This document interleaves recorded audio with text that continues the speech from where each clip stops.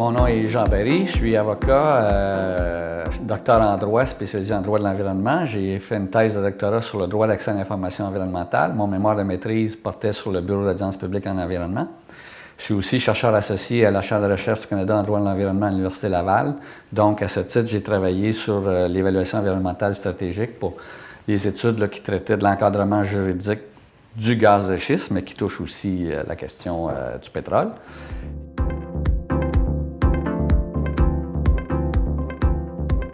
Actuellement, l'encadrement juridique des hydrocarbures au Québec, on pourrait comparer ça un peu à la situation de la France. Parce que la France est un pays avec une tradition minière, comme le Québec, on a une longue tradition minière. Et la loi sur les mines françaises n'a pas été renouvelée parce que là-bas, les mines, c'est devenu un secteur qui s'est éteint économiquement. Et quand est arrivée là-bas la question des gaz de schiste, de l'éventuelle exploitation des gaz de schiste, c'est ce qui a amené la France à voter un moratoire parce qu'un des principaux arguments, c'est de dire les hydrocarbures relèvent d'une loi sur les mines désuète qui n'a pas été changée. Et on peut dire qu'au Québec, c'est un peu le même constat qui a été fait par la Chaire de recherche, entre autres, du Canada en droit de l'environnement. C'est que les hydrocarbures, que ce soit le gaz de schiste ou le pétrole, relèvent de la loi sur les mines québécoises, qui est une loi jugée désuète par beaucoup de personnes. D'ailleurs, on en est au troisième projet de loi pour la réformer, pour la moderniser. Donc, on peut dire que là-dessus, on se compare un peu à la France, c'est qu'on a une législation qui a été pensée en fonction de l'activité minière, mais pas en fonction de l'activité des hydrocarbures, et qui est très différente là, par les technologies, les impacts, c'est pas du tout la même chose. Si on regarde la question des gaz de schiste, l'a fait évoluer avec la controverse des gaz de schiste. Là, en juin 2011, on a minimalement assujetti, ce qui n'était pas le cas auparavant, les forages gaziers ou pétroliers dans le shale, dans le schiste, à l'obligation d'obtenir une autorisation environnementale. Avant juin 2011, tu pouvais faire un forage pétrolier ou gazier sans aucune autorisation environnementale. Du moment que tu avais ton permis de la loi sur les mines, qui n'a aucune vocation environnementale, de protection de l'environnement, tu étais correct. Une innovation qui a été amenée suite aux batailles des citoyens, c'est qu'il y a une procédure spéciale d'information des gens du coin où on va faire un forage, une information de consultation et de la municipalité aussi qui doit faire un rapport à ce sujet-là. Ça aussi, c'est une procédure nouvelle qui existe seulement pour les forages pétrolier ou gazier dans le shale, là, de comment est écrit le règlement depuis juin 2011, mais ça existe nulle part ailleurs. Là. Un certificat d'autorisation en vertu de l'article 22 de la loi sur la qualité de l'environnement, les citoyens ne sont pas informés, là. Il n'y a pas de procédure de consultation non plus. Donc ça, c'est une innovation, mais qui reste à transposer en la réalité. Comme il n'y a pas eu de forage, comme il y a un moratoire de facto sur le shale, on n'a pas pu voir en quoi ça consistait. Il n'y a eu aucune expérience. Mais ça ouvre des portes pour le futur, entre autres pour l'exploitation pétrolière. Bon, ça, c'est une des ambivalences de ce règlement-là qui a été adopté dans l'urgence. Même le ministère l'avait dit à l'époque. Il y avait une crise sociale autour des gaz de schiste. Donc, on a rédigé le règlement pour répondre à cette question-là. Donc, il y a une partie du règlement, les forages, ça dit bien qu'il faut qu'ils soient dans le shale. Donc là, ça ouvre la porte à toutes sortes d'interprétations. Et là, ça prend des géologues pour déterminer est-ce que le forage, est-ce qu'il est dans le shale ou au-dessus du shale, ou il traverse le shale. Bon, ça, c'est une ambivalence. Par contre, au niveau de la fracturation hydraulique, le même règlement est très clair. Là, toute fracturation hydraulique entraîne l'obligation de demander un certificat d'autorisation au ministère de l'Environnement et entraîne la fameuse procédure d'information et de consultation des gens de la municipalité concernée. Donc ça devrait toucher l'exploitation pétrolière si jamais il y avait une fracturation hydraulique d'envisager par quelconque entreprise en Gaspésie ou aux îles. Mais à ce jour, ça ne s'est toujours pas fait là non plus.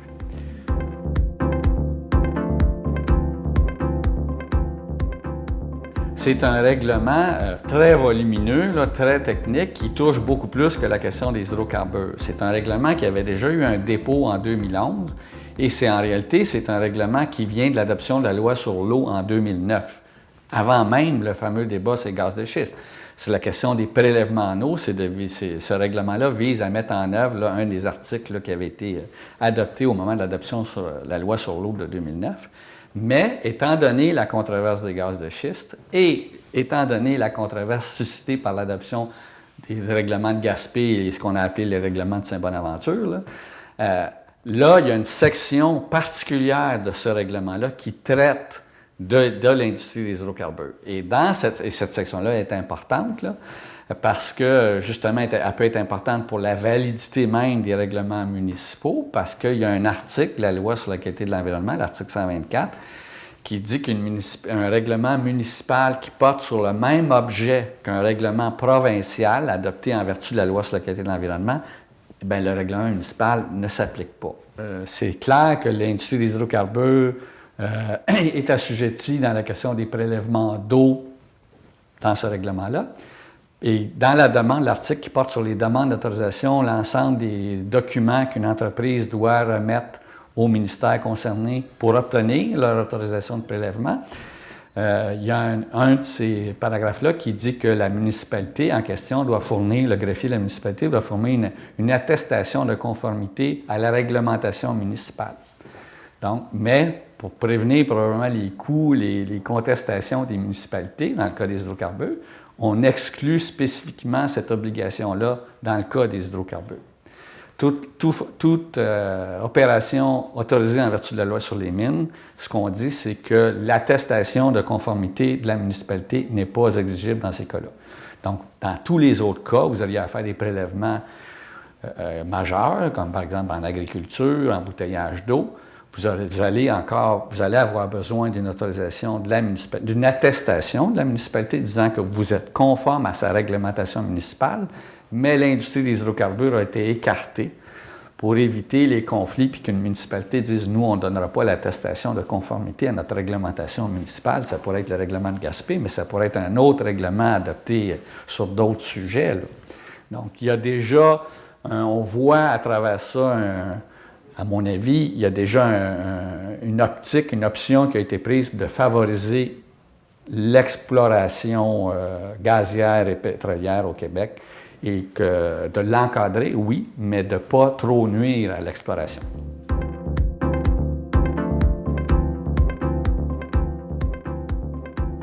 Bon, la loi moratoire qui vient d'être déposée, c'est une loi un peu particulière dans le sens qu'elle ne s'applique qu'à un secteur géographiquement délimité. Là, les MRC sont mentionnés, les MRC visés, c'est les basses terres du Saint-Laurent. Donc, elle vise strictement le gaz de schiste à ces endroits-là. Donc, elle n'a pas un effet direct sur la Gaspésie, les îles de la Madeleine.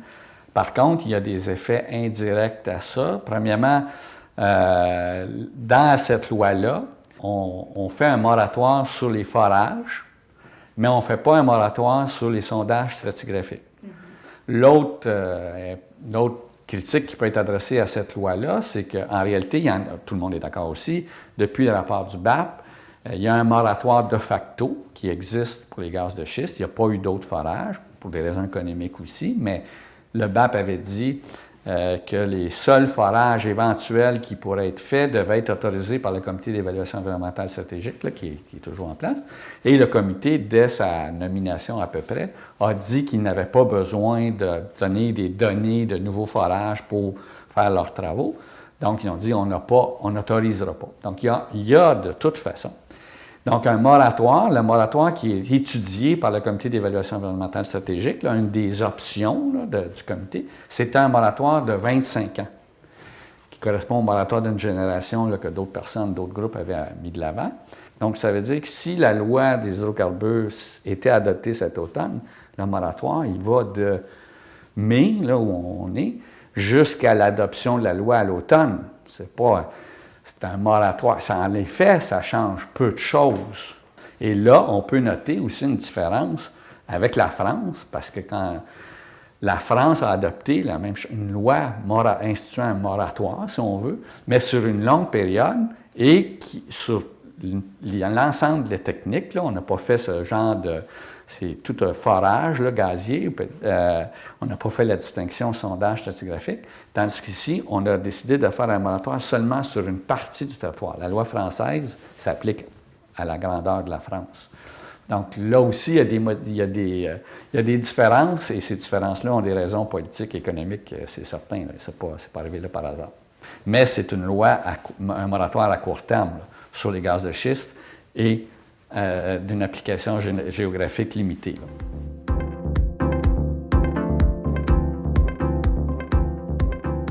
Mais la loi sur le moratoire, si la loi sur les hydrocarbures était adoptée à l'automne, le moratoire tombe.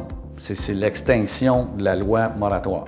S'il n'y a pas d'adoption pour X raisons, les partis ne s'entendent pas, il y a des élections, il n'y a pas d'adoption, la loi moratoire continue et son délai maximum, c'est 5 ans.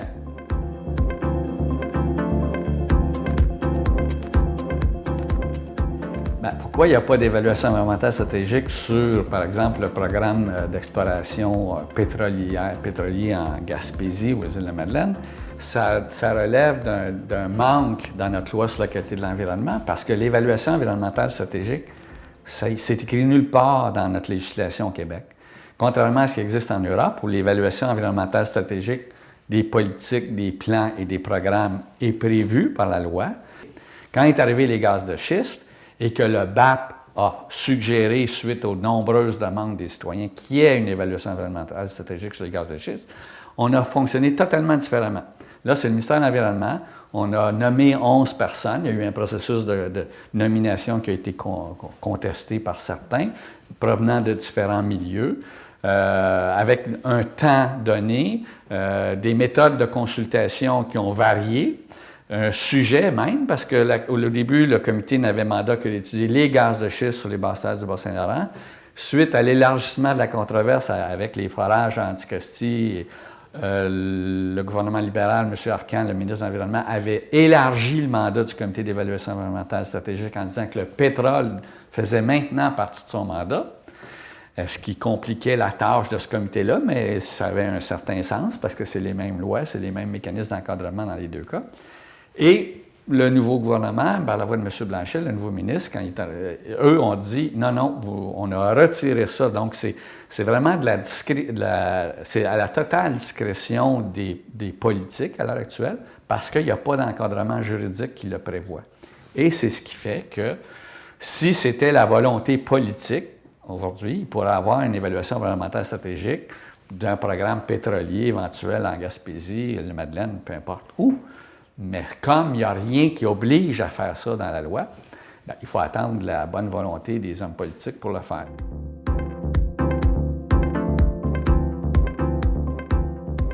Je vais vous donner un exemple.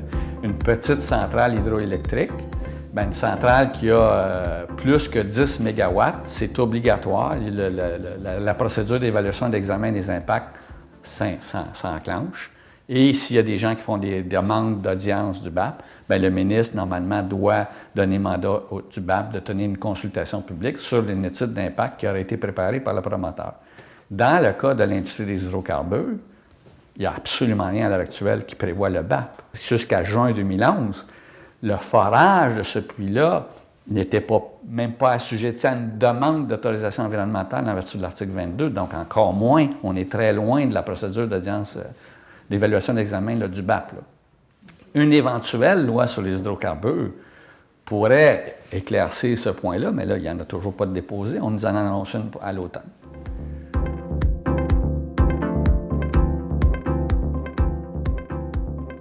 La loi sur le développement durable dont on entend beaucoup parler et puis qui a 16 principes juridiques là, dans la loi comme telle, c'est une loi importante, entre autres, parce que c'est ces 16 principes juridiques-là qui servent maintenant de grille d'analyse au BAP, au Bureau d'audience publique en environnement.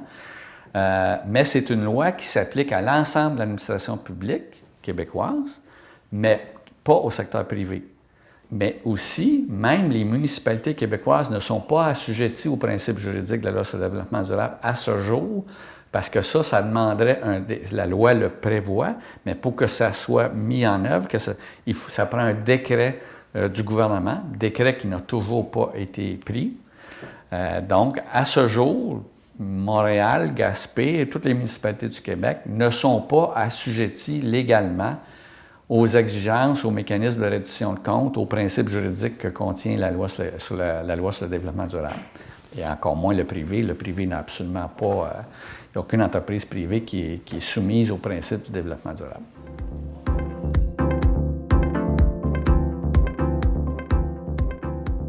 Dans le cas de Petrolia Aldeman 4, moi, à ma connaissance, on n'a pas de preuve que Petrolia a un permis de complétion. Parce que ça, cet élément-là de permis de complétion, il a été très discuté. Et encore là, le permis de complétion, l'industrie des hydrocarbures met à mal cette donnée-là. Ça, c'est toujours en vertu de la loi sur les mines.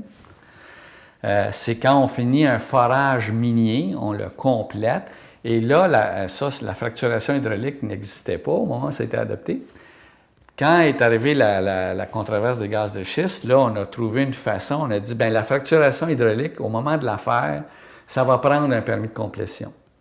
Il n'y avait toujours pas d'obligation de demander un certificat d'autorisation, mais les ministres de l'époque, 2009-2010, ont dit, c'est là que le ministère des Ressources naturelles va avoir un œil plus grand sur la fracturation hydraulique, parce que là, à ce moment-là, ça va exiger un permis de complétion. Et là, Petrolia sur Aldeman 4 ont toujours à ce jour dit qu'il n'était pas nécessaire de faire de la fracturation hydraulique, donc ils n'ont pas de raison de demander un permis de complétion. C'est clair que pour aller forer dans le sous-sol, ça prend un permis de forage en vertu de la loi sur les mines, parce que tous les autres permis de lever, etc., spécifient que c'est pour des opérations en superficie. Donc, ils sont probablement, je n'ai pas fait de recherche là, savoir si c'est Aldeman 4, mais je suppose qu'ils ont leur permis de forage émis en vertu de la loi sur les mines.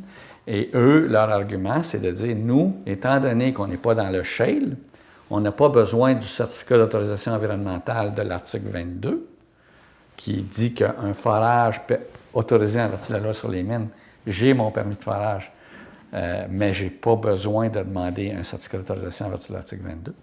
Donc, probablement qu'au niveau juridique, ils sont conformes avec la situation actuelle, parce que depuis juin 2011, toute fracturation hydraulique, qu'elle soit dans le shale ou pas dans le shale, ça n'importe pas, nécessite un certificat d'autorisation.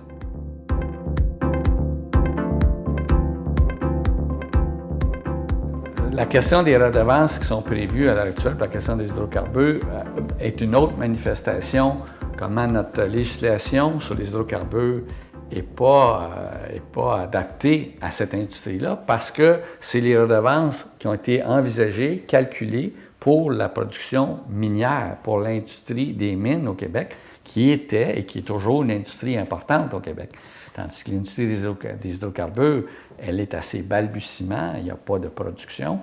Donc, le taux de redevance, on parle de 5 à 17 c'est pas pour des raisons juridiques, c'est pour des raisons d'évaluation de valeur des minerais qui sont produits. On peut mettre une redevance plus grande pour un minerai qui rapporte, dont les taux mondiaux sont très hauts. On voulait avoir cette latitude-là, d'avoir pas une redevance unique qui s'applique à tous les minerais qui existent au Québec.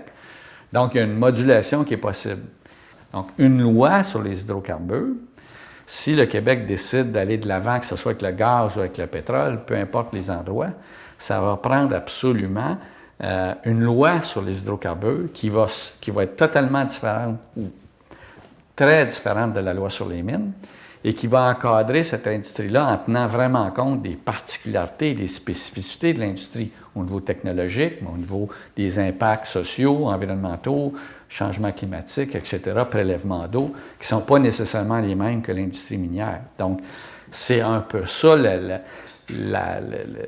grande conclusion qu'on peut tirer aujourd'hui, c'est que les gaz de schiste l'ont montré, mais c'est vrai pour le pétrole. Au Québec, on a une lacune parce que toutes ces industries-là dépendent d'une loi sur les mines qui est désuète et qui n'a pas été pensée pour ce type d'industrie-là.